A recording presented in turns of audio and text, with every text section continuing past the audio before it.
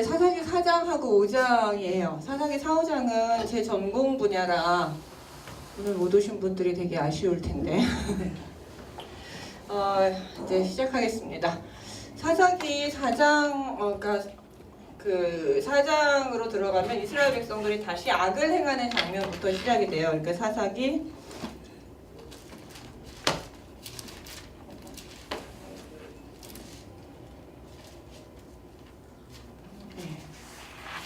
그래서 히브리어로 보면 요시프란 단어를 써요. 다시, 더하다. 이제 원래는 이제 더하다라는 뜻을 쓰거든요. 더하다, 그러니까 악을 더하다. 네, 관용적으로는 다시라는 어게인이라는 뜻을 쓰는데 이게 이제 40년마다 주기죠. 오니엘에서 에웃으로 넘어가는데 40년 걸렸고 에웃에서 드보라로 넘어갔는데 그래도 오래 걸렸어요. 80년. 그러니까 두 세대를 지났어요. 그러니까 두 세대가 다 못 지나서 다시 이스라엘 백성들이 악을 행하게 된 것을 볼 수 있어요. 그러니까 한 세대가 신앙의 유산이 한 세대 넘어가는 것이 쉽지 않은 것 같아요. 한 세대에서 다음 세대로 넘어가는 것이 쉽지 않은데 지금 우리나라도 지금 들어온 지 100년, 이제 뭐 100주년, 120주년, 뭐 200주년 뭐 이렇게 얘기를 하는데 지금 상황은 그 처음에 들어왔던 상황에 비하면은 교회는 성장을 했는데 상당히 과연 복음을 알고 있나? 복음이 제대로 전해지고 있나? 라는 것을 의심할 정도로 뭐라 그럴까 믿음의 파산이 난 것 같은 모습들을 보여주고 있어요. 그러니까 새 신앙이라는 것 자체가 한 세대, 두 세대를 넘어가기가 참 쉽지 않고 믿음의 유산으로 물려주기가 참 쉽지 않다라는 생각을 갖게 합니다. 어쨌든 그래서 여호와 앞에 다시 목전에 악을 행하였고 그래서 프롤로그 1절부터 3절 보시면 프롤로그가 나와요. 그래서 타락이라는 부분, 타락하셔서 악을 행함. 그다음에 이번에 누구에게 파셨냐면 여기서 하솔에서 통치하는 가나안 왕 야빈의 손에 그들을 파셨으니 그래서 가나안 왕 야빈이라고 하는데 그 당시 가나안은 왕제도가 없습니다. 원래는 왕제공 제도가 없는데 그 이상하게 이 하솔은 가나안 왕이라는 표현을 써요. 그 하솔 지역을 다스렸던 왕이지 가나안 전체를 다스렸던 지역은 아니에요. 근데 이제 왜 가나안 왕이라는 칭호를 썼느냐 하면 이 하솔 지역은 되게 일찍부터 발달한 도시예요. 이쪽 제가 지난번에 지도를 좀 알려드린다고 그랬는데 지도를 제가 안 가져왔는데 잠깐만요.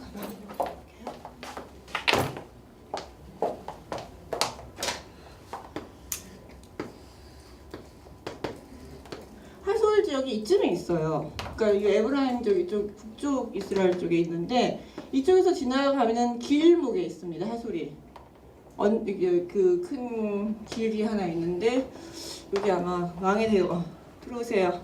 왕의 대로일 거예요. 그래서 이 길로 가는 길목에 있어서 이 하솔이라는 지역은 상당히 오래전부터 발달하던 지역이기 때문에 상당히 규모도 크고 군사력도 제일 세요. 그러니까 이스라엘에서 그러니까 이 가나안 지역에서 가장 군사력이고 경제력이고 가장 센 곳이 바로 이 하솔 지역이라고 보시면 됩니다. 그러니까 아직까지 지금 이스라엘이 가나안 땅에 들어와서 이 땅을 점령한 지 지금 이 시기로 되면은 한 100년이 훨씬 넘어가는 그 시점에도 아직 여기는 점령이 안 되고 최후로 남아있는 지역이에요. 근데 여기 뭐가 있었냐면 철병거가 있었어요. 왜 이스라엘 백성들이 이렇게 힘들어했느냐면 철병거가 있었는데 제가 지난 시간에 말씀드렸나요? 혹시 이스라엘에 있어서 가장 가나안을 점령하는데 힘들었던 것이 두 가지가 있는데 하나가 누가였던? 아이고 제가 생각이 안 나네요. 거인족. 갈렙이 했던 그 거인족들이 있었던 그 지역하고 그것과 그다음에 이제 두 번째가 철병거예요. 그러니까 거인족들의 가장 무서운 지역이 거인족이라는 존재가 가나안을 점령하는 데 있어서 가장 네피림이라고 그러죠. 네피림들이 있었던 그 지역이 가장 어려운 지역이고 두 번째가 철병거인데 그 철병거가 있었던 지역이 바로 이곳입니다. 그러니까 이스라엘 백성들 입장에서는 제일 두려운 곳에서 이제 이 에브라임 지역이 어려움에 당했어요. 그러니까 드보라는 에브라임 지역 사람이거든요. 그래서 에브라임 지역이 이 여전히 하솔의 지배를 받고 있었다라는 것을 알 수 있어요. 그리고 그의 군대 장관은 시스라이고 그가 살고 있는 지역은 하로셋 학고임이라는 곳이에요. 그래서 야빈이 철병거 900대가 있어 20년 동안 이스라엘 자손을 심히 학대하였으므로 이스라엘 자손이 여호와께 부르짖었더라. 그래서 20년 동안 심히 학대한다. 일반적인 학대도 아니고 매우 심하게 학대하였는데 나중에 보시면 5장에서 이 심히 학대가 어느 정도인지가 좀 더 구체적으로 드러나요. 뭐 꼬불꼬불한 길을 이렇게 대로로 못 다니고 소로로 꼬불꼬불한 길로 몰래 다녀야 됐던. 그러니까 이런 길들이 다 봉쇄가 된 거예요. 그러니까 여기 무역로라든지 큰 길, 뭐 해안길이라든지 아니면 이쪽 도로라든지 이쪽을 다 막아버린 거죠, 얘네들이. 그래서 이쪽 지역으로 전혀 다닐 수 없게끔 막아버리고 이렇게 몰래 다녀야 했던 그런 지역, 그런 상황을 보여주고 있습니다.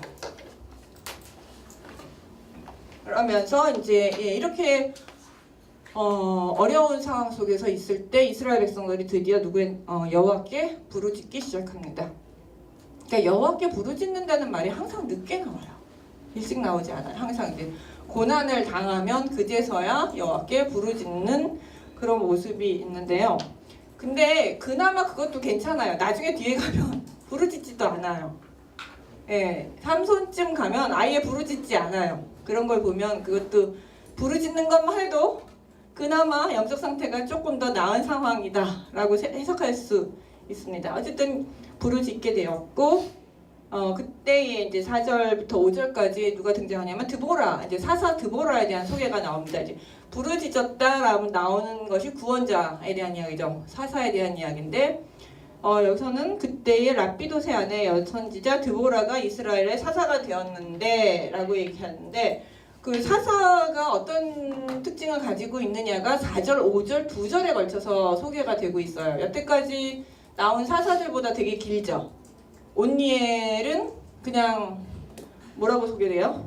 크나스의 아들 온니엘 이라고만 딱 소개가 되고 끝나요. 더 이상 어떤 특징이 없어요. 그 다음에 에훗 같은 경우는 베냐민 사람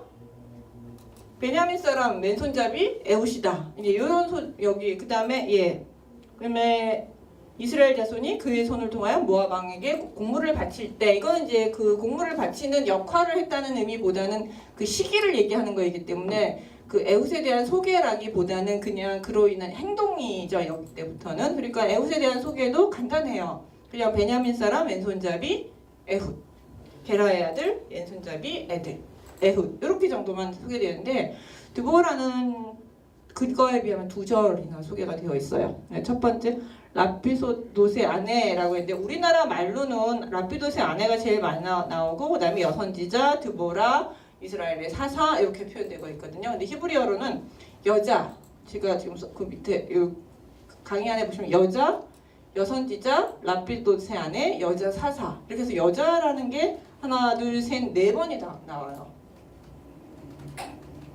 여자, 그다음에 여선지자, 랍비도세 아내, 여자 사사 이렇게 4개. 그러니까 히브리어는 성이 있어요. 히브리어 자체가 성을 가지고 있기 때문에 사사도 그냥 사사가 아니라 여사사 이렇게 표현이 되어 있습니다.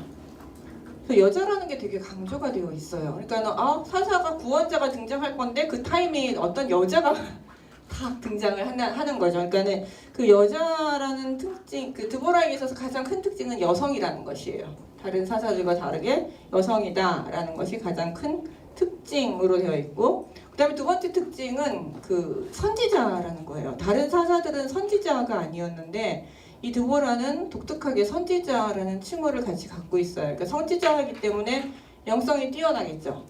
그러니까 다른 선지자들에게는 하나님의 영이 임했다라는, 그러니까 사사들에게는 하나님의 영이 임했다라는 표현이 있죠. 근데 드보라에게는 그 표현은 없습니다. 근데 여기 그 전까지는 제가 이런 생각했어요. 영이 임할 필요가 없어요. 드보라에게는 일단 이미 선지자로서 하나님의 말씀을 이미 하나님과 돈독한 관계를 가지고 있기 때문에 영이 임할 필요가 없을 뿐만 아니라 또 하나는 하나님의 영이 어떤 역할을 하느냐 하면 구약에서 이 사사기에서는 제가 전쟁할 때 나타나는 강력한 파워라고 했죠. 그러니까 드보라에게는 이 강력한 파워가 임할 필요가 없습니다. 왜냐하면 본인이 전쟁을 한 건 아니기 때문에. 대신에 드보라는 선지자로서 하나님의 음성을 직접 듣고 하나님과 친밀한 관계를 가지고 있는 영적인 인물이라는 것으로 우리가 이제 평가를 할 수가 있어요. 많은 학자들이 드보라에 대해서는 선지자라는 부분에 대해서는 다른 이견이 없습니다. 네, 선지자라는 부분은 되게 강조를 하고 있어요. 그 다음에 이제 또 하나의 특징은 전쟁에 참여하지 않아요. 드보라는. 선지자라는 특징 때문에 그렇습니다. 그래서 누굴 부르냐면 군대 장관 하나를 부르죠. 바락이라는 군대 장관을 하나 부르는데 구약을 다 뒤져봐도요. 선지자가 전쟁에 참여하는 경우는 없습니다. 선지자가 이스라엘의 지도자가 된 경우가 두 케이스가 있어요. 모세, 사무엘 두 케이스죠. 근데 모세도 직접 싸우지 않고 모세를 위해서 싸운 사람은 여호수아. 네, 그 다음에 사무엘의 경우는 사무엘이 전쟁하지 않죠. 예, 사무엘이 보면 사무엘은 직접 전쟁하지 않고 여호와께서 갑자기 이제 한번 기적을 내리신 적이 있고 그 다음에 두 번째부터 전쟁은 누가 하냐면 사울이 하죠. 사무엘은 직접 본인이 전쟁하지 않습니다. 선지자는 전쟁을 하도록 독려를 하는 역할은 하지만 하나님의 음성을 듣고 이제부터 전쟁을 해라 나가라 뭐 승리할 수 있도록 해주겠다 뭐 이런 하나님의 신탁은 전하지만 직접 칼을 들고 전쟁터에 나가서 싸우는 경우가 없습니다. 그래서 모세는 사람을 직접 해서 죽인 경우가 없고요. 사무엘은 있어요. 그렇죠. 사무엘이 아각을 죽이죠. 그 다음에 또 아말렉 사람을 살려놓은 그 아말렉 왕이 아각이었나? 아각 맞죠? 예, 아각을 죽였고 나중에 보면 엘리야가 자기한테 진 이방 선지자들을 제사장들을 죽이는 장면이 나와요. 그거 외에는 선지자들이 전쟁을 나간다거나 전쟁터에서 싸운다거나 하는 경우는 없어요. 네, 엘리사 같은 경우는 직접 싸웠다는 얘기가 없지만 전쟁터에는 나가지 않았나요? 여호사밧 때인가? 그때 엘리사가 같이 전쟁터까지는 같이 동행을 해요. 근데 본인이 칼 들고 싸우는 건 아니라는 거죠. 그러니까 마찬가지로 드보라도 전쟁터까지는 가는데 본인이 칼 들고는 싸우지 않는데 그 선지자라는 그 독특성이 드보라가 칼 들고 싸우지 않고 군대 장관이라는 바락을 세우게끔 하는 세울 수밖에 없는 그 이유가 뭘까라고 했을 때 드보라라는 선지자라는 그 독특성 때문에 그런 것 같습니다. 여태까지 여자이기 때문에라고 생각을 많이 했었거든요. 근데 그렇게 따지면 모세도 그랬고 사무엘도 그랬고 하여튼 선지자들은 직접 전쟁터에 나가지는 않습니다. 그래서 직접 전쟁에 하지 않아요. 이것 때문에 이제 드보라가 사사냐 아니냐라는 많은 퀘션을 달고 있죠. 그 다음에 이제 라피돗의 아내라는 있는데 라피돗의 아내는 이제 기본적으로는 그냥 라피돗의 여자예요. 히브리어는 에셰트 라피돗인데 에셰트는 여자라는 뜻도 되고 아내라는 뜻도 되거든요. 그래서 근데 라피돗이 횃불이라는 뜻을 가지고 토치, 횃불이라는 뜻이에요. 그래서 다른 말로 하면은 라피돗의 아내라는 뜻도 되지만 횃불의 여자가 됩니다. 횃불을 든 여자, 횃불의 여자. 그래서 여러분 자유의 신상이 왜 횃불을 들고 있을까요? 자유의 신상이나 여자들 왜 아주 고대로 나오는 프랑스의 어떤 혁명의 여신들이 다 횃불을 들고 있는데 그 횃불을 든 여자의 가장 시초가 드보라인 것 같아요. 왜냐하면 드보라 이름 뜻이 횃불을 든 여자예요. 그러니까 횃불의 여자. 그러니까 에셰트 라피돗 하면은 라피돗의 아내구나라는 뜻도 되지만 또 들으면서 횃불을 든 여자.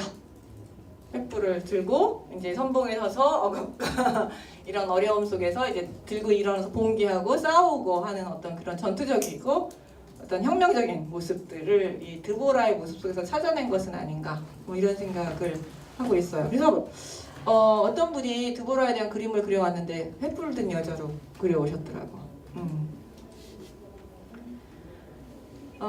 그 다음에 이제 재판을 한 사사예요. 5절에 보시면 그는 에브라임 산지 라마와 베델 사이 드보라의 종려나무 아래 거주하였고, 그래서 보면 드보라의 종려나무라고 하죠. 이거는 종려나무라든지 어떤 뭐 상수리 나무 밑에 있었다 지역에 그 집은 우리나라도 옛날에 무슨 버드나무 큰 동네에 버드나무 있으면 버드나무 동네라든지 뭐 밤나무가 크게 있으면 밤나무라든지, 그러니까 큰 나무를 되게 좀 뭐라 그럴까요? 그 동네의 어떤 특별한 표식 아니면 공동체 모임 장소라고 생각을 했는데, 여기서 구약도 계속 그래요. 뭐 어디에 상수리 나무, 어디에 뭐 여기서 보시면 지금 여기는 뭐죠? 종려나무라든지 해서 큰 나무들이 특징을 이루는데, 그때 그 종려나무인데 드보라의 종려나무라는 것은 그건 드보라 전용이란 뜻이에요. 드보라가 그것을 그 자리에 앉아서 늘 공개 재판을 했다는 뜻이죠. 그래서 드보라의 종려나무에 앉아 있으면 백성들이 이스라엘 자손은 그에게 나아가 재판을 받았더라 라고 해서 사사들 중에서 유일하게 재판을 한 사사예요, 드보라는. 그래서 그리고 그 색깔 얼마나 유명했는지 어떤 종려나무가 드보라의 이름이 붙여져서 사용될 정도로 드보라는 그 동네에서 상당히 유명한 사사였다는 것을 알 수 있고요. 이거는 이제 사사기의 저자만 드보라가 사사다라고 주장한 것이 아니라, 드보라가 사사라는 것은 이스라엘 자손들이 그에게 재판을 받았다라는 표현을 하는 걸 보면 그 시대에 그 에브라임 지파 사람들은 드보라를 사사로 그냥 인정했다는 거죠. 그러니까 나가서 자연스럽게 재판을 받았겠죠. 그러니까 이 사람들은 그냥 드보라가 여자라는 게 참 독특하긴 하지만 그녀가 사사라는 부분에 대해서는 전혀 의심이 없어요. 그러니까 드보라가 여자 사사였고, 우리나라 표현에는 여자 사사였다라는 표현이 나오거든요. 정확하게 히브리어로. 그리고 많은 그 동네 그 당시에 이스라엘 자손들은 그에게 나가서 재판을 받았다라고 표현함으로써 그 당시 사람들은 드보라가 비록 여자이지만 사사라는 부분에 대해서는 전혀 의심하지 않았고 그의 권위에 대해서 인정하고 했다라는 것을 이 표현 속에서 보여주고 있어요. 그렇죠? 예, 그 동네 사람들이 다 나가가지고 내가 드보라한테 가서 재판을 받았으니까요. 그런 걸 보면 그 드보라가 사사냐 사사가 아니냐라는 논란은 성경에서 나타난 논란이 아니라 그 이후의 논란이죠. 성경 자체에서는 드보라가 여기 나와서 재판을 받았다라는 사실을 이야기함으로써 그 당시에는 드보라가 사사라는 사실이 전혀 문제가 되지 않았던 거죠. 근데 현대사회도 지금은 문제가 많이 안 되지만 이 중간 시대에 문제가 됐던 이유는 여성이 사제가 될 수 없었던, 그러니까 지금 여성이 사제가 될 수 없었고 저희 교단 같은 경우는 여자가 목사가 될 수 없는 그 이유를 이제 이야기하는데 항상 걸림돌이 되는 사람이 드보라예요. 드보라가 여성 지도자잖아요. 일단 영적이고 정치적이고 어쨌든 기본적으로 영적 지도자잖아요. 군사적인 지도자이잖아요. 근데 교회에서 이제 목회자들에 대한 여러 가지 그 용어들을 붙이는데 그 중에 하나가 또 사사적도 있잖아요. 왕적인, 제사장적인. 그다음에 이제 그래서 여성 안수 주장하는 사람들 드보라도 있는데 왜 여성 안수가 안 되느냐라고 얘기하니까 이제 그거에 대한 반대로 얘기하기 위해서 드보라는 사사가 아니다 라는 이제 이야기를 한 거죠. 그래서 드보라는 대신에 선지자이기 때문에, 왜냐하면 전쟁터에 안 나갔다. 그래서 드보라는 사사가 아니기 때문에 아니고 드보라는 그 사사가 아니다. 그러니까 여자를 안수를 주는 것은 부당하지 않다. 라는 표현을 논리를 쓰죠. 저희 교단은 아직도 그래요. 그랬더니 학교에서 얼마 전에 신대원 학생 하나가 어떤 교수님이요 아직도 드보라는 여자 사사라는 건 이제 인정을 한대요. 이제 더 이상 제가 논문을 이렇게 떡 써놨기 때문에 여자 사사라는 것을 부인할 수는 없는데 대신에 드보라는 특수했다. 예, 그때만 일어났던 당회적 사건이자 예외적 사건이다. 드보라는 아주 예외적 인물이기 때문에 이걸 보편화시켜서 전체 여성 한수로 넣을 수 없다. 라고 이야기를 하신다고 하더라고요. 아직도 그러니까는 이제 이 드보라는 항상 여성 한수를 주는 데 있어서 걸림돌이 되니까 그런 논리를 펴죠. 그렇게 따지면 예외가 아닌 인물이 성경에 있나요? 저기 사사기에 다 예외죠. 온니엘 빼고 다 예외적이에요. 좀 에훗 왼손잡이, 드보라 여자, 기드온 의심이 정말 많죠. 입다 기생의 아들이에요. 삼손 말을 정말로 안 들어요. 다 정상적이지 않는 인물들을 가지고 있어요. 그래서 뭐 여성이라는 것을 예외로 놓는다면 남성들도 전부 예외에 들어가게 되니까 될 수도 있죠. 그렇게 되면 그러니까 예외성을 인정하느냐 안 인정하느냐 뭘 놓고 예외라고 얘기를 하느냐에 대해서도 우리 논의를 해볼 필요가 있고 6명 중에 1명을 예외라고 할 수 있는가 또 논란의 대상이 될 수 있고 뭐 여러 가지 과연 예외라고 쉽게 말할 수 있는가. 그러니까 제가 이렇게 길게 말하는 거 아직도 저희 교단은 이게 현재 진행 중이고 제가 싸워야 될 부분 중에 하나라서 그래요. 성경은 분명히 근데 사사라고 얘기한다. 근데 재밌는 건요. 제가 이 논문을 쓸 당시만 해도 드보라가 사사가 아니다라고 얘기를 많이 했었거든요. 근데 그래도 5, 6년 열심히 제가 가르쳤더니 요즘은 드보라가 사사가 아니란 소리는 안 하더라고요. 그래도 그나마 좀 발전을 해서.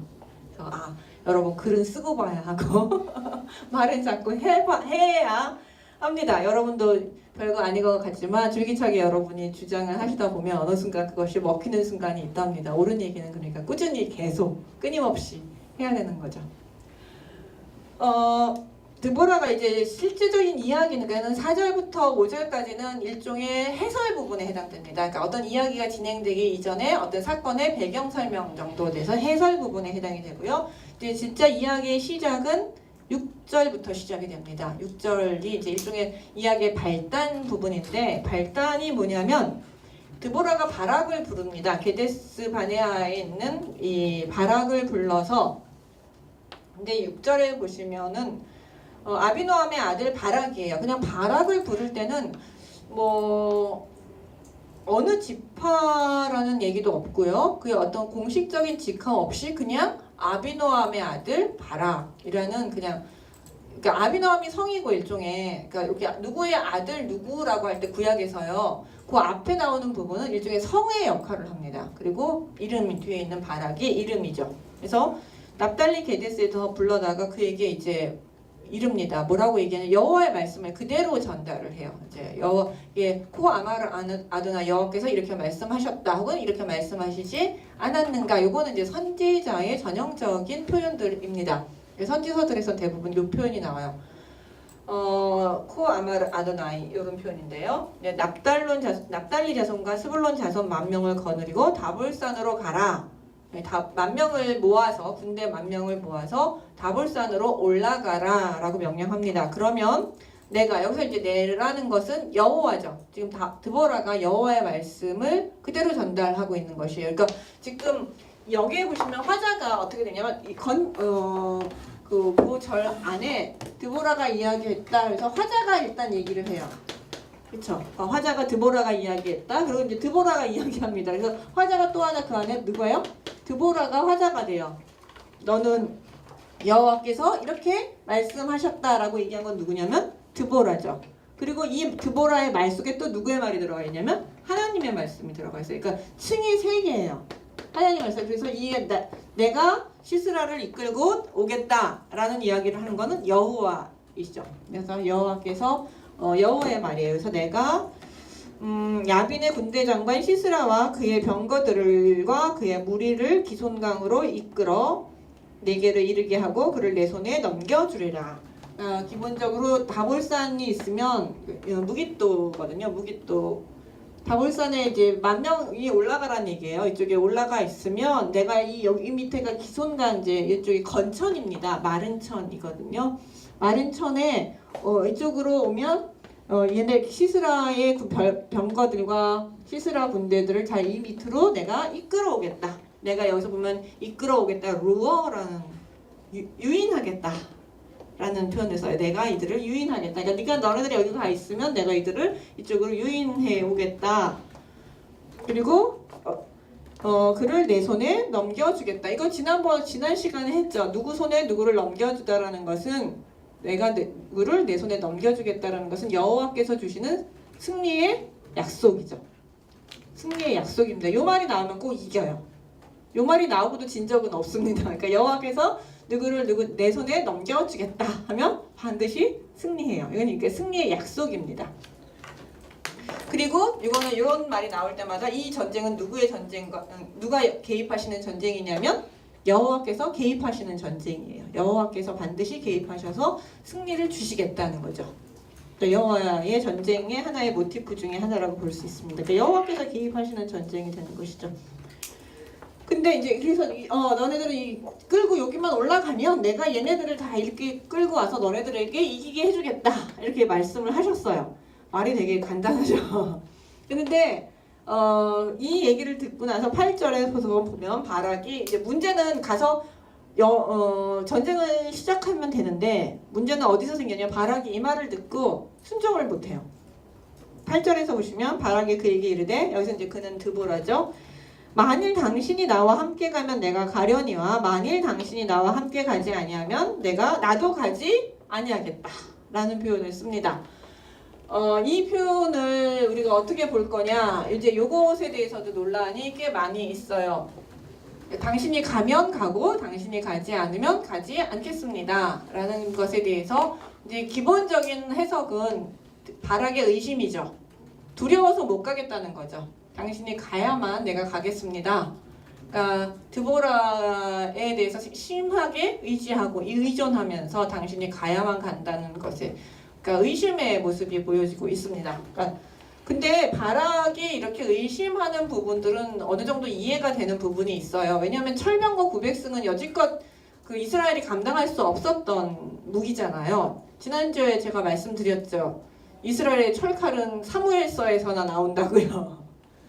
예, 사무엘서에서 요나단과 사울이 가지고 있는 철칼이 유일한 철칼이었다고요. 그러니까 가나안은 철병과 구백승을 가지고 있는데 이스라엘은 지금 뭘 가지고 있는 거예요? 청동칼, 활 뭐 이런 걸로 무장하고 철병과 앞에 서는 거죠. 구백승이니까 말도 엄청 많고 구백승이니까 되게 큰 양이 많은 거예요. 그러니까 철기 문화와 청동기 문화가 문명이 부딪히면 당연히 지겠죠. 철병과 뭐 여긴 한 대도 없고 지금 탱크 앞에 권총 한 자루 들고 서 있는 그런 모습인데 10,000명 몰고 그것도 다볼 산으로 올라가래요.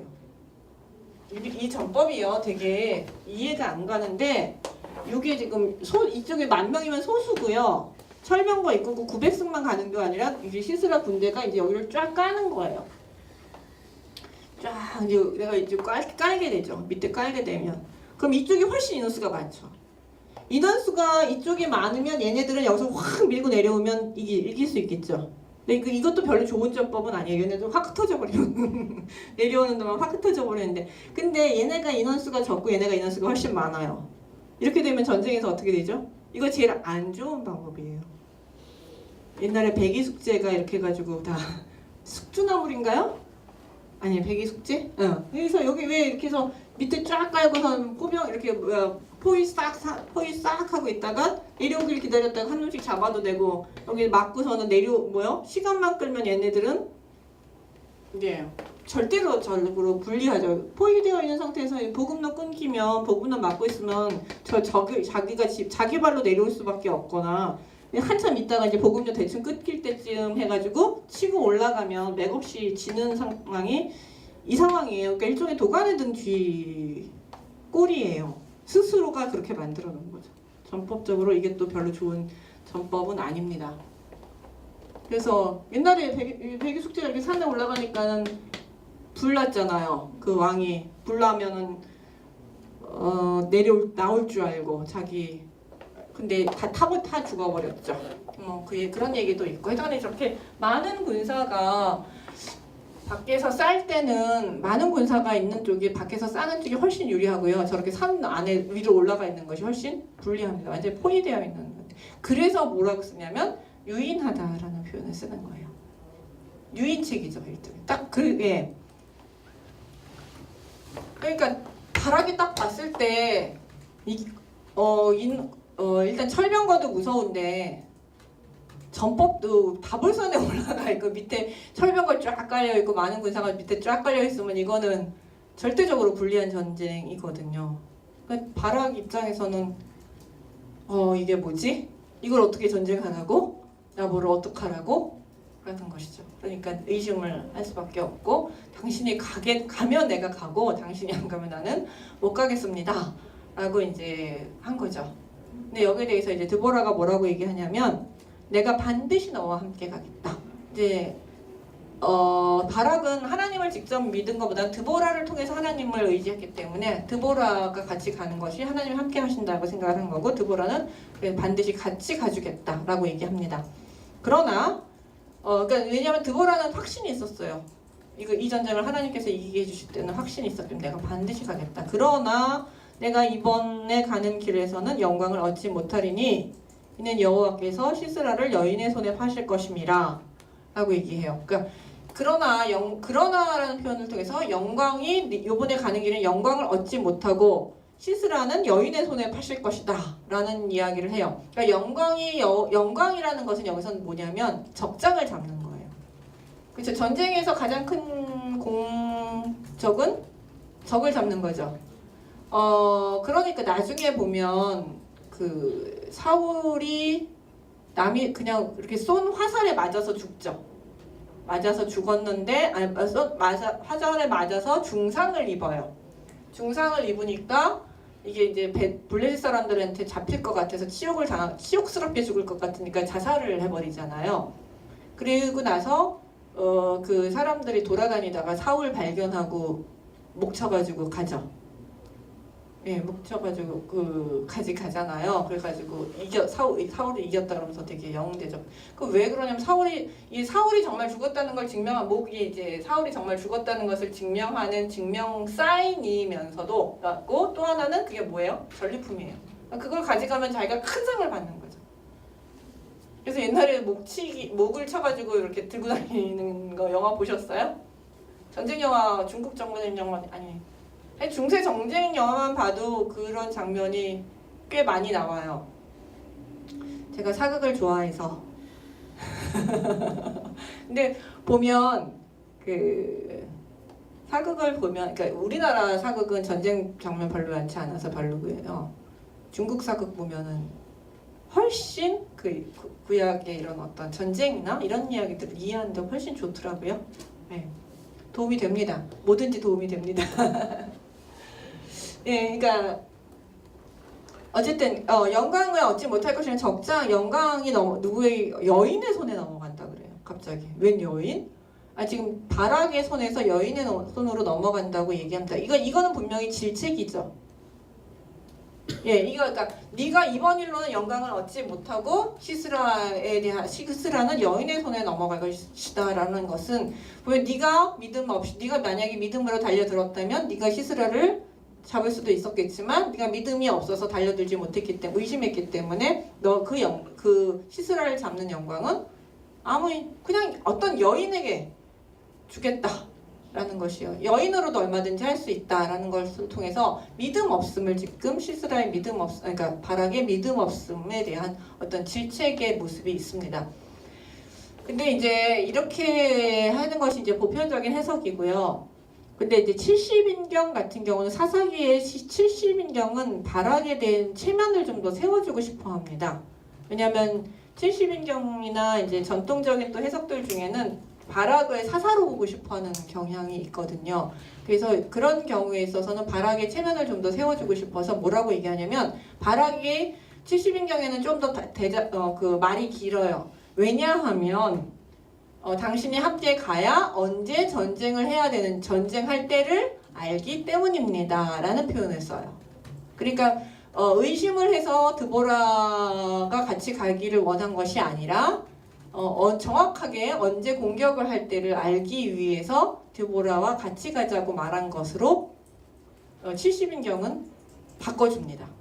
그러면 이제 바락의 체면이 살죠. 의심이 아니라 정확한 공격의 때를 알고 싶어서 라고 얘기하는데 근데 이제 그렇게 뒤에다 꼬리를 달라주긴 했는데 그렇게 되면은 이제 뭐예요? 9절에 드보라의 말하고 맞지 않죠. 드보라는 분명해서 질책을 하고 있습니다. 결국은 나서 드보라가 일어나 바락과 함께 게데스로 가니라 해서 드보라는 같이 갑니다. 그래서 여기서 보시면 계속해서 바락과 함께 갔다라는 표현들을 계속 써주고 있어요. 그러니까 드보라가 계속 전쟁터까지 바락과 동행하는 모습을 보여줘요. 그래서 드보라가 전쟁터를 안 간 건 아닙니다. 칼을 안 흘렸을 뿐 전쟁터까지는 직접 간 것으로 볼 수 있습니다. 그렇게 해서 이제 바락의 반응으로 인해서 사건이 두 가지가 사건이 이 안에서 벌어지게 됩니다. 하나는 하나님이 이스라엘을 어떻게 구원하실 것인가 라는 이야기, 이게 메인 이야기죠. 하나님이 이스라엘을 어떻게 구원할 것인가 라는 이 메인 이야기가 하나가 흘러가고요. 또 하나의 이야기는 이제 지금 여기서 파생된 문제가 있죠. 그러면은 영광이 어떻게 바락의 손에서 여인의 손으로 넘어가느냐, 과연 정말 그 예언대로 되느냐 하는 그런 이야기가 또 하나 생겨나죠. 이걸 서브 플롯이라 그래요. 그러니까 주 플롯이 있고요. 여러분들 이게 드라마로 보시면 이렇게 큰 이야기가 하나 쭉 흘러가면서도 중간에 보면 자잘하게 계속 에피소드들이 얘기가 나오죠. 그래서 문제가 생겼다가 다시 해결되고 문제가 생겼다 다시 해결되는 중간 이야기 드라마가 작은 이야기가 있으면서 큰 이야기가 또 흘러가요. 주인공이 만나서 어떻게 결혼하느냐 뭐 이제 이런 보통 드라마에는 이제 다 그건데 그 큰 이야기가 있지만 그 안에 계속 작은 이야기 있는데 여기도 이제 이게 서브 플롯처럼 돼요. 그래서 큰 이야기 속에 작은 이야기로 과연 그럼 영광은 누구의 손에 가느냐?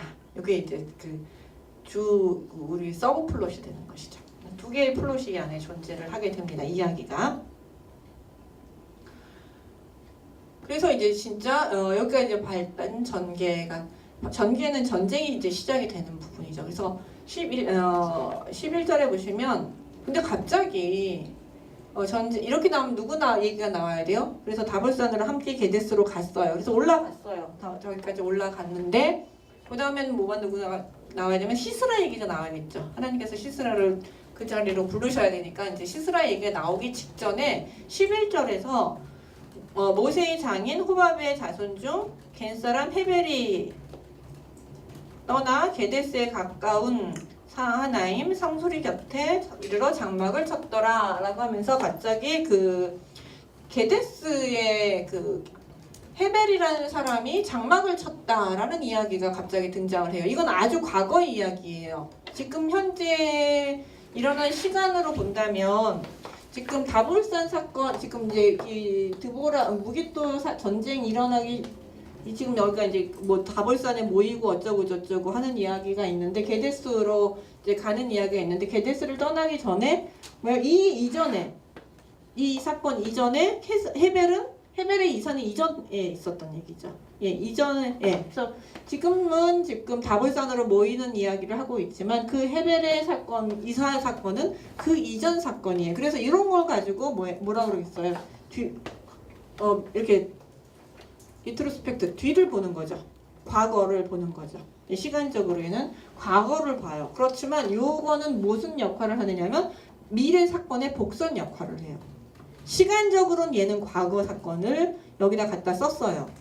시간적으로는 과거 사건을 여기다 갖다 썼지만 기능적으로는 미래 사건에 대한 어떤 복선의 역할을 합니다. 그래서 상당히 그래서 학자들마다 요 11절을 해석하는 데 있어서 뭐 복선이다라는 표현을 쓰는데 미래 사건에 대한 복선이다라고만 얘기를 해요. 근데 시간적으로 봤을 때 얘는 과거입니다. 그래서 복선 역할. 갑자기 끼어든 이야기잖아요. 갑자기 이거는 전혀 맥락이 없어요. 왜냐하면 이제 뒤에서 아주 중요한 역할을 하거든. 장소적 배경.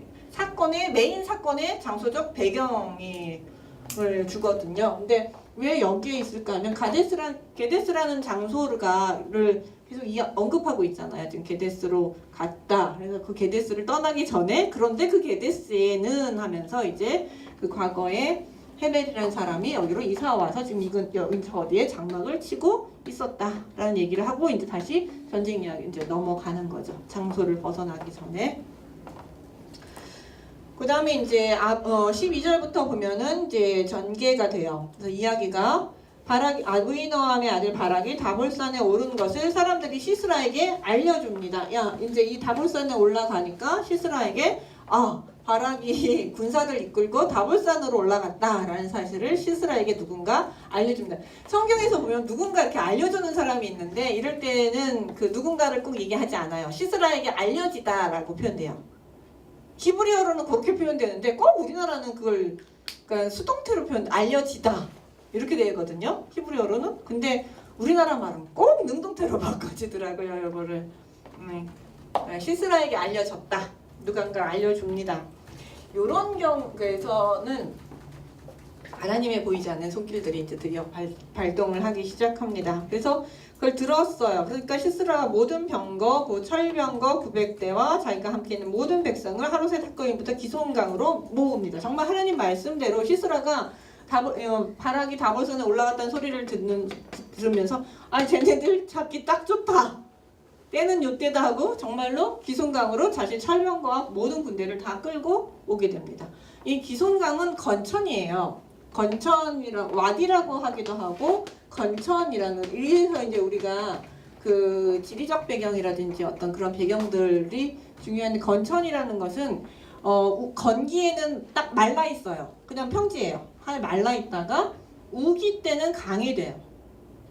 급류가 흘러요. 근데 이제 우기 때 되면 이것도 좀 급류가 흐르는 그런 것을 와디라고 하고 영어로 와디라고 하고 우리말로 번역할 때는 건천이라고 번역을 해요. 그러니까 그런 데라서 근데 아마 여기에 이렇게 기손강에 병거를 친 걸 쫙 보면은 시스라가 바보가 아닌 이상은 지금이 무슨 기겠어요? 건기죠. 예, 당연히 건기예요. 건기니까 이렇게 여기다 쳤지. 우기 때 누가 바보같이 여기다 철병거를 쫙 깔겠습니까? 예, 그러니까 여기 지금 건기예요. 건기에 이렇게 쫙 치게 되면서 그러니까 제가 아까 말씀드렸죠. 여기 올라가 있던 것이 누구를 유인하기 위한 책이에요. 예, 시스라의 군대를 유인하기 위한 유인책이에요. 그러니까 그래서 하나님께서 내가 걔네들을 유인해 오겠다 말씀하셨고 정말로 그 시스라는 얘네들이 여기 위에 있는 걸 아는 순간 촥 유인돼서 여기 왔었죠. 이제 잡을 수 있는 절호의 찬스다라고 생각하죠. 이런 장면이 구약에 또 한 번 나와요. 이런 유인책이 구약엔 여러 번 나오죠. 근데 가장 큰 유인책 이게 어디서 나오는지 아세요? 출애굽기. 출애굽기 홍해 사건도 하나님이 만드신 유인책이에요. 절대 하나님이 일부러 이스라엘 백성들을 글로 가라고 말씀하시죠. 모세한테. 모세가 가라고 말씀하셨어요. 그쪽으로 가라고 하필이면 가라고 말씀하신 쪽이 앞에 홍해가 흐르고 있고 이쪽이 막혀 있어요. 이런 데를 이스라엘 백성으로 가라고 말씀을 하셨어요. 그러니까 이 얘기가 근데 이거랑 똑같아요. 구조가 이거랑 똑같은데 얘네들은 이쪽으로 가고 있던 소리가 누구에게 들렸어요? 예, 바로에게 알려졌다. 바로와 바로시나에게 알려졌다. 그러니까 바로와 바로시나가 그때 또다시 후회를 하죠. 예, 그래서 여호와께서 일로 가라고 말씀하시면서 뭐라고 얘기하면 내가 크고 기이한 일을 너에게 보여주겠다고 말씀을 하시면서 일로 가라고 말씀을 하시거든요. 그러니까 이제 그리고 그 이들 간 사건들이 애굽의 그 바로에게 알려지게 됐고 얘네들이 이런 막힌 곳으로 간다는 생각을 하는 순간 철병거 우리 군대 다 끌고 가면 쟤네 잡을 수 있다라는 생각이 한 거죠. 지리적 조건이 딱 그래요. 근데 이것도 유인이에요. 그러니까 듣고 막 다 쫓아왔다가 하나님께서 여기가 설마 뚫릴 거라고 전혀 생각을 못한 거죠. 상상을 못한 거죠. 그러니까 얘네들 여기서 다 잡겠다 싶었는데 갑자기 이게 뚫리는 바람에 놓치고 이걸 물을 하나님께서 따라 들어갔다가 하나님께서 물을 돌림으로써 애국 군대를 여기서 몰살시키는 그런 놀라운 일이 벌어지게 됐는데 이것도 하나님께서 큰 덫을 놓으신 거예요. 예, 애국의 아들들을 물에 집어 던지기 위해서. 왜냐? 이스라엘의 아들들을 다 물에 집어 던졌잖아요. 그거에 대한 하나님의 응징이죠. 이렇게 그런 걸 보면 똑같아요. 이것도 유인책입니다. 그래서 이제 따라와요. 기손강으로 왔고 그 다음에 이제 드보라가 드디어 이제 전쟁 명령을 내립니다. 그래서 전쟁 준비가 다 되니까 14절에 정말 이제 전투를 하게 됩니다. 그래서 14절에서 드보라가 바락에 이르되 일어나라. 이는 여호와께서 시스라를 내 손에 넘겨주신 날이라. 여호와께서 내 앞에서 나가지 아니하시겠느냐. 내 앞에서 싸우실 것이라고 얘기하죠. 시스라를 여기서 이제 내 손에 넘겨주시겠다라고 했는데 이건 시스라 자체 요거하고 그 앞에 8절하고가 좀 9절하고 조금 틀린 것 같죠. 시스라가 영광 네 손 여인의 손에 넘어갈 것이라는 거라고 얘기했고 여기서는 시스라를 너의 손에 넘겨주겠다고 얘기했는데 이거는 시스라 군대죠. 좀 더 큰, 좀 더 범용적인 바락 개인에 대한 얘기는 그 9절의 예언이고요. 그 다음에 이제 14절에 나온 이야기는 시스라 전체 군대에 대한 좀 더 큰 예언이라고 볼 수 있습니다. 선언이죠. 내 손에 시스라 군대를 내 손에 넘겨주는 날이라 여호와께서 내 앞에서 나가서 싸우지 않겠느냐. 그래서 여호와께서 먼저 나가셔서 싸울 것이다 라고 선언을 해줍니다.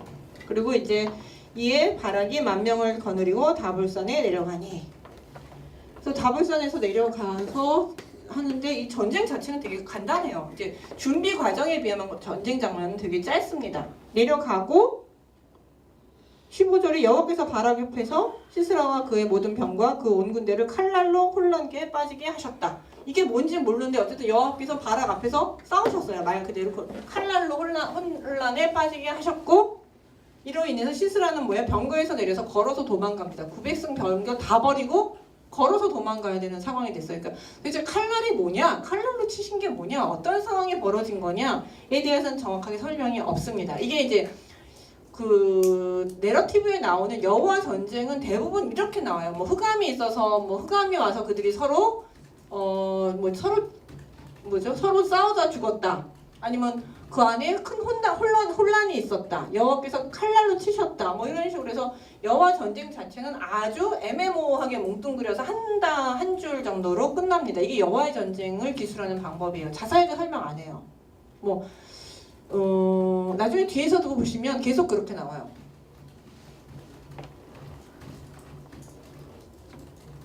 그러니까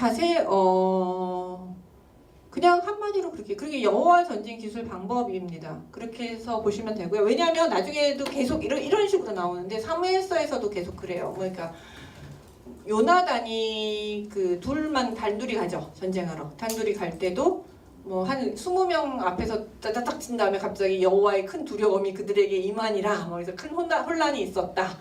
뭐 이런 얘기하는데 그 도대체 어떤 혼란인지 정확하게 언급되고 있지 않거든요. 뭐 지진이 있었던 것 같기도 하고 뭔지 정확하게 알 수가 없어요. 그냥 그렇게 말하고 끝나요. 이 기술이.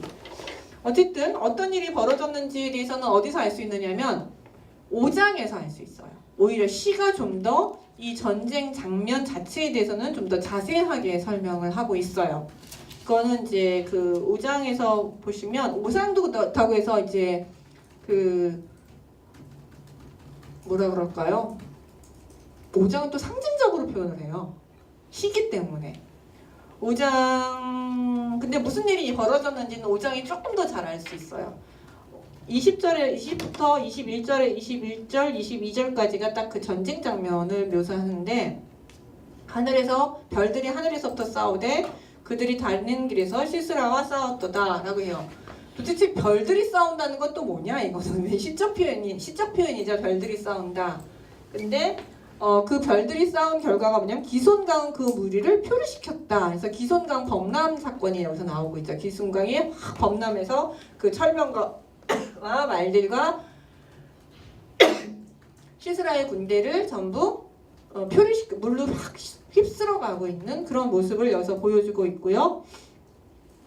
예, 그 다음에 내 영혼아 내가 힘든 자를 밟았도다. 그러면서 막 신나가지고 막 이렇게 목을 밟고 막 이겼다 하고 소리치고 있는 그런 모습들을 보여주고 있고 한쪽에서는 이겼다 막 이러면서 지금 소리 외치고 힘있게 외치고 있고 한쪽에서는 그 22절에서는 군마가 빨리 달리니 말굽소리가 땅을 울렸다. 또 이건 뭐냐면 우리나라 말 번역의 한계예요. 이거는 이제 군마가 빨리 달리니 말굽소리가 땅을 울리도다 라고 했는데 이게 그냥 군마가 이 히브리어로 뭘로 되면 다할로트가 돼 있어요.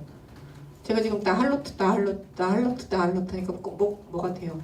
따그닥 예 맞아요. 의성어예요. 그 군마가 따그닥 예 말굽이 따그닥 그래서 하는 거예요. 그러니까 지금 뭐 하냐면 말들이 계속 헛되게 말굽 소리만 따그닥 내고 있는 그런 소리들이죠. 그러니까 막 물이 막 휩싸여 내려오니까 말들이 어쩔 줄을 모르고 갈 바를 몰라서 이리저리 지금 아우성치고 있는 그런 모습을 지금 의성어로 표현을 하고 있죠. 어떤 상황인지 여러분 상상이 되시죠? 이 표현을 들으면 영화를 딱 보면 물들이 막 오면은 이 철병과 달려왔던 말들이 그 병거에 끌려가면서 막 발 위로 쏟고 밑에서는 막 이렇게 하고 하는 그런 모습들 상상되셔요? 혹시 그 캐스피안의 왕자 보셨어요? 안 보셨어요? 그 나니아 연대기는 한번 꼭 보셔요. 보셨어요, 영화들?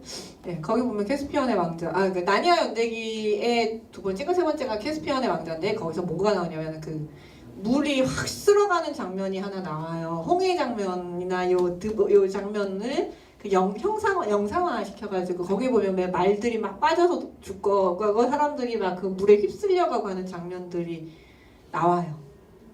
궁금하시면 그 장면만 보세요. 예, 어떤 장면인지 딱 나오거든요. 이제 그 장면, 이런 장면들을 그 캐스피안의 왕자에서 딱 형상화를 시켰죠. 그런 장면. 그러니까 쉽게 말하면 별이라는 것은 고대 사회에서 그 폭우의 원인이 됩니다. 그러니까 아낫이라는 그러니까 고대 근동 신화에서 이게 차용이 됐어요. 고대 근동에서는 아낫이라는 여신이 별들은 아낫 여신의 신하예요. 일종의 부하로서 폭우를 내리는 역할을 합니다. 그러니까 별들이 전쟁터에 싸웠다라는 얘기는 갑자기 폭우를 내리는 모습. 하늘에서 폭우가 엄청나게 내리고 있는 모습들을 지금 별들이 하늘에서 싸웠다라고 상징적으로 표현을 하고 있는데 그것이 조금 더 맞는 것이 4절에서 보시면요. 이 폭우가 그럼 어디냐? 여호와께서 세일에서 나타나실 때에 에돔에 들로부터 진행하실 때에 땅이 진동하고 하늘이 물을 내리고 구름도 물을 내렸도다 라고 표현되어 있어요. 그러니까 지금 이게 4절은 여호와께서 이제 그 이스라엘을 구하기 위해서 어디서부터 오시냐면 세일부터 오셔요. 지금 이 광야를 건너서 막 쿵쿵거리고 오시는데 뭘 잔뜩 몰고 오냐면 비구름을 몰고 오시는 여호와의 모습을 보여주고 있어요. 그렇죠? 구름도 물을 내리고 하늘이 물을 내리고 구름도 물을 내렸다. 이건 뭐냐? 비구름을 몰고 지금 큰 큰 거인이 마치 그 광야를 발로 쿵쿵 하면서 비구름 머리 위에는 비구름을 잔뜩 몰고 그러고 쿵쿵거리면서 온 땅이 진동하게끔 지금 오고 계시는 여호와의 모습을 상상되시나요? 예, 그런 모습을 상징적으로 그렸어요. 그러니까 그 이 폭우의 원인이 누구예요? 여기서는 고대 근동에서는 아나신이 원인이라고 하지만 여기서는 그것을 차용해 왔을 뿐이고 이 비의 근원은 여호와신 거죠. 4절에서 이미 그 힌트를 주고 있어요. 시는요 고대 근동의 어떤 그런 신화적인 요소들을 잘 차용을 하고 있어요. 왜냐하면은 아무래도 기독교적 사회라고 그러니까 이게 좀 여호와 종교가 좀 다른 사회라고 하더라도 문화적 문화라든지 문학이라든지 언어라든지 상징들은 고대 근동이 거의 공통적으로 가지고 있죠. 고대 근동 우리나라하고 중국하고 일본하고는 거의 비슷하지 않아요? 예, 거의 비슷한 문화적 요소를 어떤 그런 언어적 요소라든지 상징적 요소라든지 이런 것들을 가지고 있어요. 제가 이렇게 사람들이 세옹지마? 이게 우리나라에서 되게 잘 쓰는 거인데 시작은 어디냐면 중국이죠. 중국 고사잖아요. 세옹지마. 예, 그렇지만 우리도 쓰고 이게 중국도 쓰고 우리도 쓰고 일본도 쓰고 같은 그 문화권 안에 있는 한자 문화권에 있는 사람들은 다 이런 것들을 쓰거든요. 그리고 여러분 그 앞길이 구말리 같다라고 표현하죠. 그게 뭔지 아세요? 구말리? 쓰긴 쓰는데 이게 구말리 고대 중국 신화에 의하면 반고라는 그 사람이 반고라는 존재가 있었어요. 창조를 했어요. 여와라는 그 여신이 세계를 만들면서 반고라는 이제 혼돈 속에 있다가 반고라는 인물이 탄생을 하게 됐어요. 근데 이 반고가 하늘과 땅 사이에 끼어 있었어요. 이게 옛날 얘기가 하늘과 땅 사이에 이렇게 끼어 있다가 반고가 점점 이 하늘과 땅 사이를 점점 벌려요. 벌려서 그러니까 하루에 키를 한 절씩인가 한 척씩인가를 계속 늘려가면서 이거를 계속 늘리는 거예요. 방구가. 그래서 계속 늘렸어요. 그래서 최고로 늘린 게 뭐냐면 9마일리예요. 그래서 하늘과 이 땅의 거리가 9마일리예요. 앞길이 9마일리 같다는 얘기는 그 하늘과 그 신화 속에서 하늘과 땅의 거리를 9마일리라고. 그리고 나서 방구가 힘을 다해서 죽어요. 그러니까 방구의 역할은 하늘과 땅을 벌려놓는 거였죠. 우리 하나님께서는 그냥 말씀으로 샥 하면 됐는데 여기는 아주 애를 썼어요. 그렇게. 그래서 방구가 죽은 다음에 방구의 피는 그 물이 되고 방구의 털은 나무가 되고 방구의 뼈가 산맥이 되고 뭐 이렇게 해서 세상이 만들어졌다라는 것이 그 중국의 창조 신화예요. 네, 거기서 나온 말이에요. 근데 우리도 이제 구말리라는 표현 그냥 쓰잖아요. 그게 뭐 그 신화에서 왔는지 어쨌는지 생각 안 하고 그냥 쓰잖아요. 네, 이런 식으로 많이 차용하고 있습니다. 시편에 보시면 리워야단이라든지 뭐 티아못이라든지 바다의 용이라든지 뭐 이런 표현도 그 다 고대 근동의 신화 속에서 나오는 것들인데 그런 것도 별 부담 없이 다 차용을 해서 쓰고 있어요.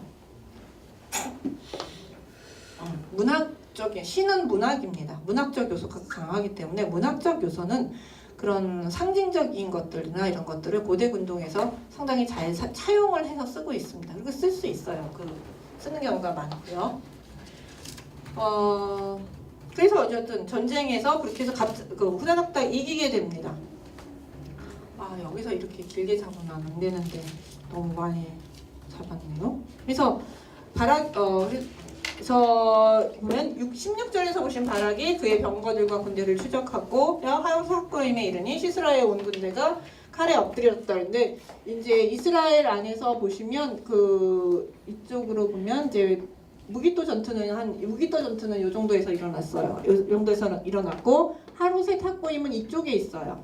이쪽 방향으로 있고 그다음에 가데스는 이쪽에 있어요. 그러니까 지금 서로 어디로 가 있냐면 바락은 원래 시스라의 고향인 하라셋 학고임으로 지금 끝까지 이제 잡으러 가는 거죠. 그쪽으로 갔을 것 같아서. 근데 시스라가 오히려 어디서 나타나냐면 이 게데스에서 나타나요. 게데스는 누구의 고향이냐면 바락의 고향이에요. 그러니까 완전히 반대 방향인 바락의 고향에서 시스라가 나타나는데 그 시스라가 나타나는 장소가 어디냐면 아까 우리가 11절에서 소개된 헤벨의 장막. 근데 헤벨의 장막인데 헤벨의 장막이 아니라 헤벨의 안에 야엘의 장막의 앞에서 나타납니다. 걸어서. 여기 야엘의 장막에서 나타나게 되죠. 그러니까 여기서 이제 반대 방향으로 해서 그러니까 근데 이제 도망간 걸 몰라요. 여기서 보면 시스라는 도망갔더라라고 표현되는데 이건 화자가 아는 거고 바락은 모르기 때문에 끝까지 내가 잡겠다고 이제 하루살 사건까지 도망가서 다 전멸시키고 있는 모습을 봅니다. 거기서 보면 한 사람도 남기지 않았다라는 것은 누구의 전멸이라는 것이고 이거는 이제 또 뭐하고 연결되느냐면 진멸 여호와의 전쟁의 어떤 모티브가 되는 것이죠. 근데 이거 한 사람도 안 남긴 건 누구의 관점이에요? 이게 지난번에 제가 누구의 관점으로 보느냐가 있었죠. 누구의 관점이에요? 바락의 관점이죠. 근데 우리는 알아요. 한 사람 남아있는 거. 이게 이제 약간의 시각 차이가 드러나요. 그러니까 한 사람도 안 남아있었다라는 것은 이쪽에 바락이 가서 쫓아간 사람들 다 죽였는데 우리는 남아있었다는 걸 알아요. 시스라가 하나 남아있었다. 시스라가 남아있지롱 뭐 이런 거죠. 그러니까 지금.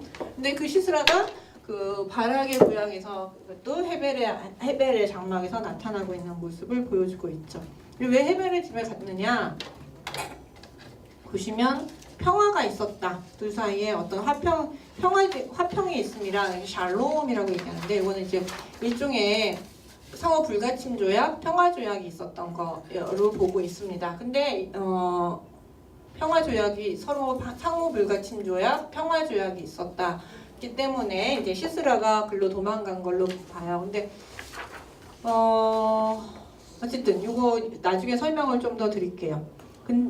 제가 왜 그러냐면 이 조약 자체의 성격이 뭐냐에 가지고 성격이 언약 관계냐, 그냥 단순한 조약 정도냐, 그러니까 뭐라 그럴까요? 서로 불가침 조약 정도의 수준이냐, 아니면 서로가 어려울 때 반드시 도와야 되는 언약적 관계 속에 있느냐에 따라서 그 시스라를 야엘이 죽인 것에 대해서 비난 정도가 달라져요. 예, 그러니까 비난 정도가 달라지는데 저는 샬롬이라는 표현을 썼기 때문에 커버넌트가 아니라 메리트나 이런 것이 아니라 샬롬이라는 표현을 썼기 때문에 불가침 그냥 서로 우리 해치지 말자, 뭐 이제 화평의 조약 정도로만 보고 있지 언약까지는 보고 있지는 않습니다. 근데 또 많은 어떤 학자들은 그걸 언약 관계로 봐서 야엘이 시스라를 죽인 것은 언약을 깬 별로 아주 나쁜 행동으로 평가하는 경우도 있습니다.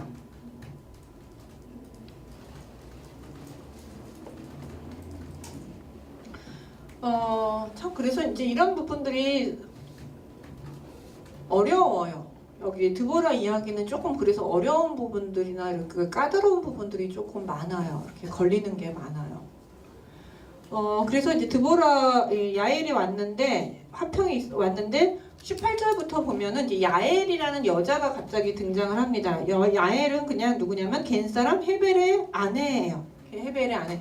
그러니까 출신이 이 사람은 이스라엘 사람이 아니죠. 겐 사람이죠. 만약에 이 겐 사람이 헤벨 아내 야엘이 겐 사람이 아니었다면 그 사람의 출신 성분을 다시 얘기를 해줍니다. 그러니까 대부분 남편하고 아내가 같은 고향 사람이면 남편만 얘기하고 아내는 얘기하지 않아요. 근데 아내가 남편과 다른 출신 사람이면 이야기를 합니다. 예를 들어서 뭐 애굽 여자라든지 뭐 어디 여자라든지 이런 표현들 모압 여자라든지 이런 표현을 해주는데 둘이 같은 경우에 있어서 같은 지역 사람인 경우에 있어서는 남편을 주로 따라갑니다. 아내를 특별히 설명하지 않아요. 그러니까 이런 걸 보면 야엘은 이스라엘 여자가 아니라 겐 사람이에요. 이방 여자예요. 그래서 여기도 이제 요거 가지고도 그러니까 이 야엘을 이스라엘 여자로 보려고 하는 해석과 그다음에 그러니까 이방 남자와 결혼을 했지만 동족 이스라엘 편을 든 것으로 해석하려는 해석과 그다음에 그냥 이방 여자로 그냥 두려는 해석 두 가지 해석이 다 있어요. 왜 이제 이방 여자로 두지 않으려고 하느냐, 이스라엘 여자로 두려고 하느냐 하면 야엘이가 곧 그 유대 랍비들의 영향인데요. 유대 랍비들은 이방 여자가 선한 행동을 하는 것은 거의 불가능하다라고 생각을 하는 좀 아주 부정적인 생각을 하고 있습니다. 그래서 이방 여자는 고상한 행동을 하지 않는다라고 생각을 하는 심각한 그런 해석들을 했어요. 유대인 해석들을 보시면 되게 재밌는 게 많아요. 그래가지고 그러다 보니까 이방 여자는 이런 고상한 행동을 할 수 없으니까 이스라엘 여자일 것이다 라고 이제 평가를 한 거죠. 그러니까 참 재밌게요. 이 사사기 4장 5장을 해석하다 보면 이렇게 성경 해석의 왜곡사 성경을 참 우리가 여러 가지 관점에서 왜곡해서 해석하거나 자신의 관점대로만 해석하려는 것들이 참 많았구나라는 것을 본의 아니게 많이 알 수가 있어요. 잠깐 쉬었다가 할게요. 네.